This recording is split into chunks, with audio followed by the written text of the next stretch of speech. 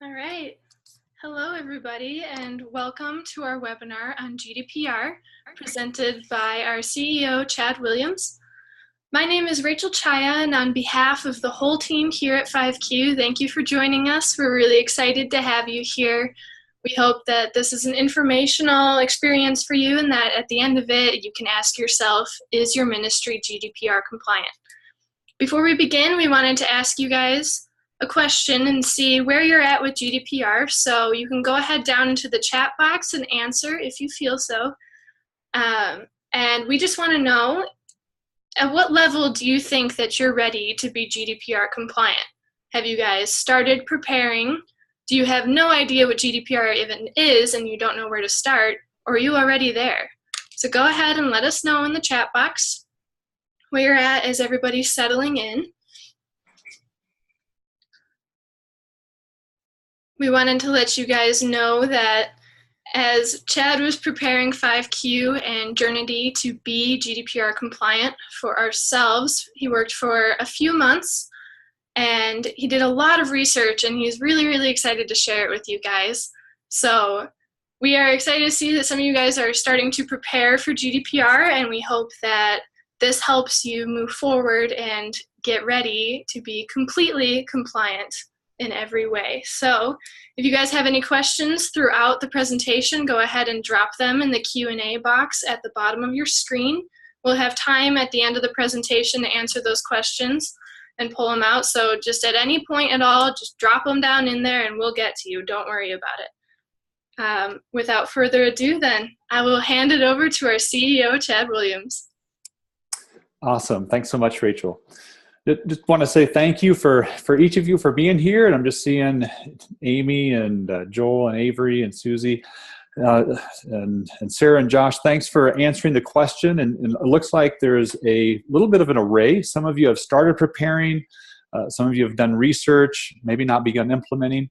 And I don't know what it was like for you, but here about a month ago, end of May, 1st of June, it was like my email box was just being inundated with all of these privacy policy things from large companies, even smaller companies saying, hey, we're going to be updating our privacy policy. And knowing that GDPR was coming, May 25 was kind of a magical date for that. I wasn't surprised by it, but it was like Buzz Lightstreet saying privacy policy everywhere. And even felt like the everybody, maybe even heaven, was getting in on this. You know, our privacy policy is going to be updated. And first, just a disclaimer: I'm not an attorney, and so I don't want this webinar to be considered legal advice. If you do need legal advice, please consult with your appropriate attorney. What we wanted to do is simply share our learnings and I did quite a few hours worth of research and reading, and I can give you all the documentation afterwards if you just ask, but just wanted to share our learning and being able to answer what some of our clients have asked, and then with 5Q and Journity specifically becoming, what does it look like for us to be GDPR compliant, and does it even apply to us?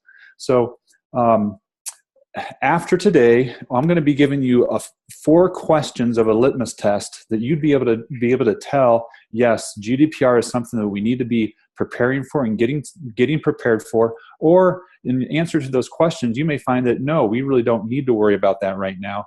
And then if you answered yes to those, at what level do you some 5 action points that you should be taking to prepare for GDPR? So again, thank you for joining us. First, what exactly is GDPR? 4 letters that kind of here thrown around, just came on the radar in the last couple months. It stands for the General Data Protection Regulation that the European Union put into place actually 2 years ago, but they set a very firm date of May 25 is when it goes into effect. And so here at the end, you saw a lot of organizations, a lot of large organizations scrambling to make sure that they were, and I'm putting in my air quotes in my fingers right now, GDPR compliant. And the interesting thing, when I first heard about this 5 or 6 months ago, I was like, that's the EU. That doesn't affect us. Or we're a US-based organization, so it really doesn't affect us at all. The reality is that any organization that does business in the EU, it impacts. My first thought was, well, I don't do business in the EU. Well, their definition of doing business in the EU is very, very broad when it comes to collecting data from people who are not just residents, but are also citizens of the EU. So that's when we took a larger look, a larger deep dive, and feel like ministries and nonprofits should at least be aware of some of the issues around being GDPR compliant. Why should you care? If this is for the EU, why should you care? 3 reasons why. One is the reach. It does have far-reaching implications that any organization that is capturing information from people inside the European Union or who are citizens of the EU need to pay attention here, even if you're based in the United States. So first is the reach. Second is the fines. And this is why you see so many of the large companies spending literally thousands of millions of dollars becoming compliant. The fines that you could be leveled would be anywhere from 23 million USD or 4% of your worldwide annual revenue. And it's not whichever is lesser, it's whichever is greater. So the fines are very, very real especially for some of these large organizations that could be impacted. And thirdly, and this is just my opinion, but I really think that what we're seeing in terms of the laws and the regulations that are being laid down in the European Union, that those is just a forerunner of what we're going to see in the United States.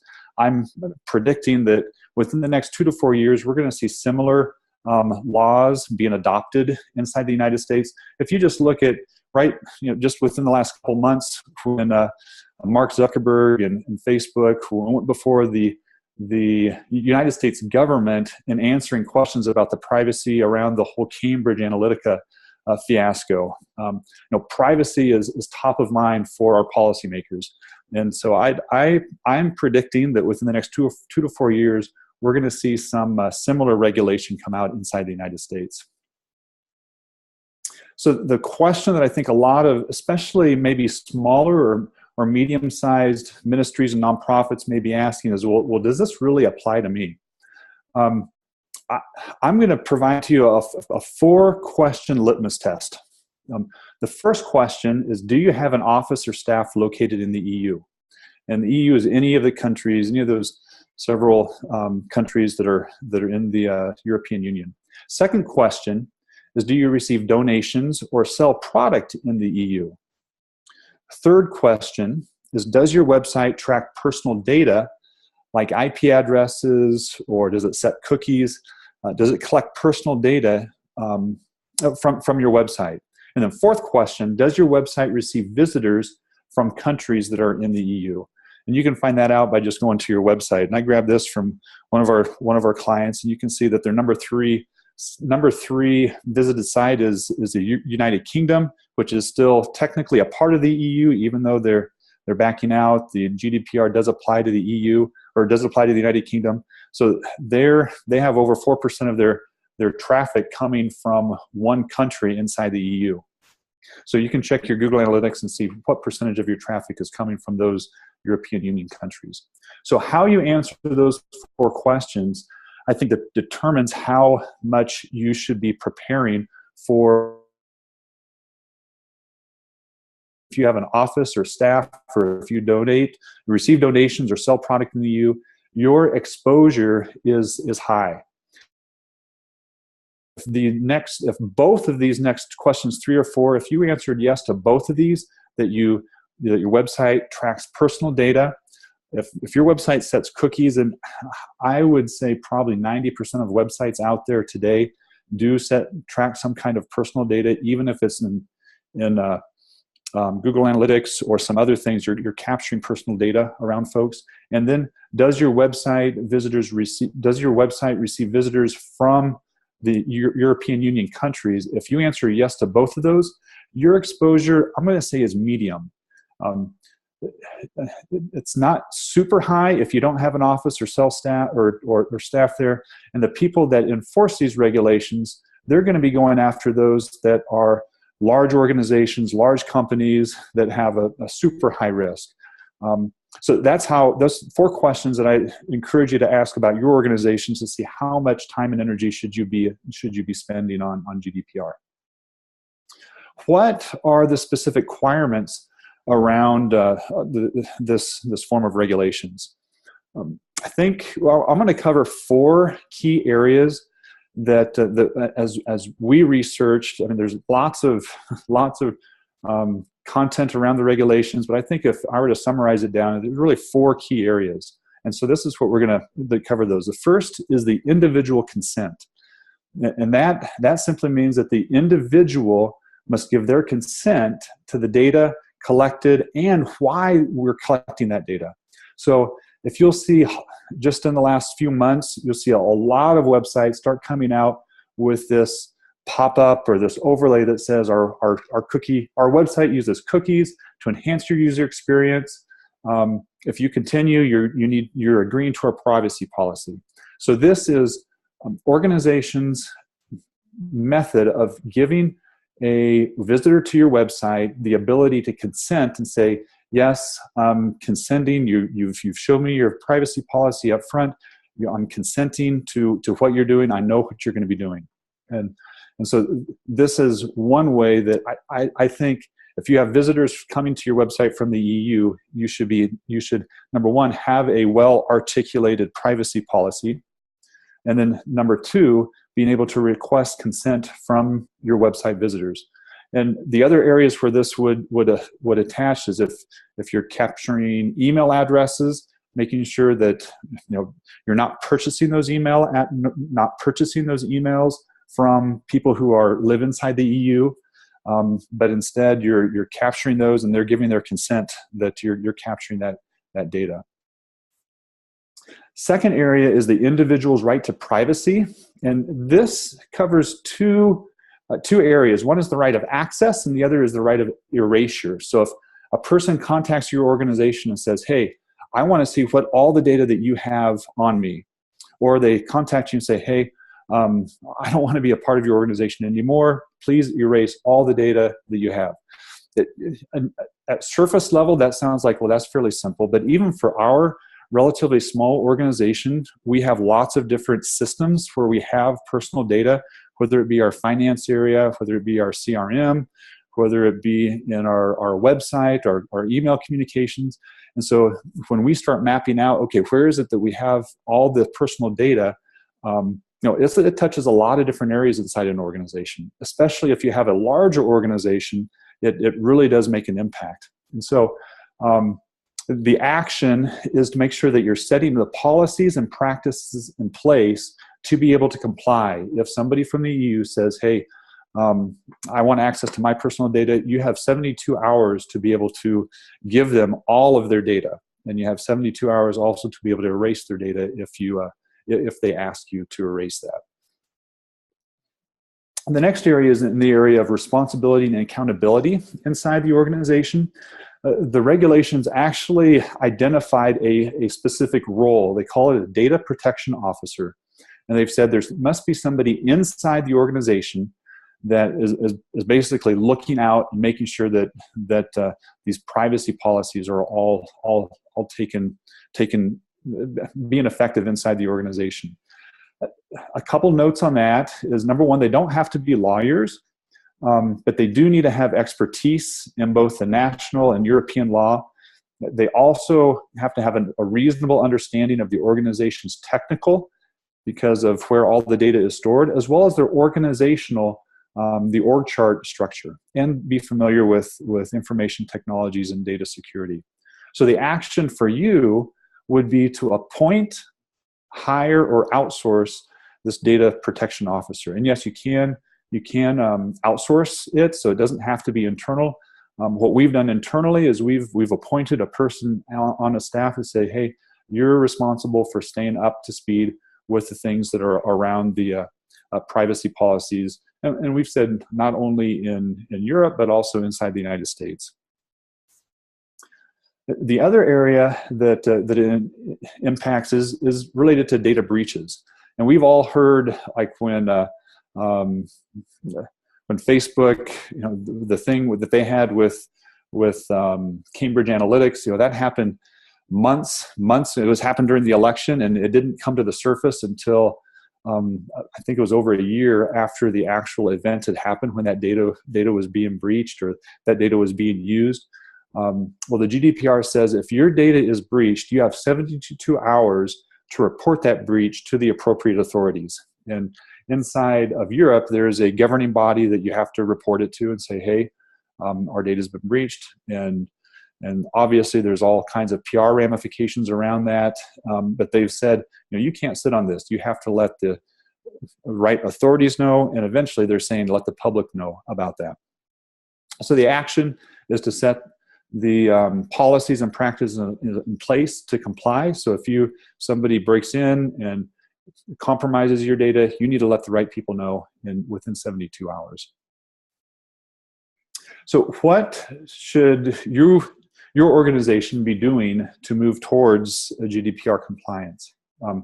We've already provided a litmus test, one to be able to see, okay, does our organization apply? If you are in the category of you answered yes to either one of the first two questions, I highly recommend that you seek legal counsel. Like I said at the top of this webinar, what we're sharing is what our research is, and we're not lawyers, we're not attorneys, but what we're sharing is what our research has been. We would encourage you to seek legal counsel just to make sure you're carefully walking through all the different considerations to make sure that you're fully compliant. If you're in the medium exposure range, what we've done and what we're recommending our clients to do is to do these four things. Number one is to make sure you have a privacy policy in place, and then you request consent to folks when you're looking to gather personal data. Secondly is to develop the right of access and erasure policy. So when you get contacted, you're able to either provide that data or erase the data. Thirdly is to appoint, hire, or outsource a person who has responsibility and accountability for GDPR, and the term that they give inside the regulation is a data protection officer. And then fourthly is to develop your data breach policies and practices. And I'm just going to share the last couple minutes of how Journity can help. And Journity is a personalization platform that we at 5Q have developed that really tailors your message to your audience. It can be used for raising donations. It can be used for promoting content and events. It can also be used as a part of GDPR compliance inside your organization as far as one piece of it. Mentioned earlier, as far as disclosing your privacy policy and request consent each time a person comes to your website, well, you can do that with Journity super simply. And I'm just going to walk you through how one organization's done it. You can see, you can design what we would call it your waypoint in a way that communicates exactly what you want it to communicate. In this case, the organization said our website uses cookies to enhance your user experience. By continuing, you agree to our privacy policy and links to the privacy policy. And inside our interface, you can make it display wherever or however, design it however you want it. But then the real power, after you've previewed it and say, okay, yes, this is exactly how we want it to look like, the real power of Journey, as opposed to other systems that you can use, is being able to use the audience segmentation. So this organization said, hey, if a person is coming from these countries, these are the ones that would see the actual GDPR consent. If they're coming from any place else in the world, hey, we don't have to worry about that. But if they're coming just from these countries, and they've listed all of the countries that are inside the European Union, so when they get a visitor from just that country, they'll see that consent. So and I just want to invite you, if you want to find out more about Journity, you're more than welcome to do that. You can see the link there. Love to be able to share more and if it's a fit for your organization, and not just tied to GDPR, but also fundraising or any of those things. More than happy to answer that. So that is a summary of our research on GDPR. Any questions that you guys have, I'd be more than happy to answer them. All right, first question we have for you, Chad, from Michael. Big question coming from the corporate ministry side. Lots of organizations have missionaries who raise personal support on behalf of the organization. These have their own websites, databases, etc. Some GDPR interpretations say the law doesn't apply to individuals. Is there any precedence for the application of this interpretation? Man, that's a great question. That's not a question that I have looked at in depth. But I do know there's very little precedent at all for any of this. This is a new regulation, just went into effect May 25th. If I were to give any advice to a large organization that has mission groups around the world, I'd say if you have missionaries who actually are, number one, ministering inside of the European Union, or number two, are receiving donations inside the European Union, I would encourage you just to get some actual legal counsel on that. If you don't, if your missionaries aren't inside or you're not receiving donations for those, I would take a wait and see approach, and I would follow the 4 steps that I outlined earlier for those that are at medium risk. I hope that's helpful. Thank you. Next one. What if we have just a few visitors from the EU? What actions need to be taken? Yeah, that's a good question as well. In terms of, okay, so again, I'm speaking not as an attorney, I'm speaking as a practitioner, have worked inside of a nonprofit before, just giving some the way that I would approach it. Number one, you're not going to go wrong by implementing those 4 steps that I outlined.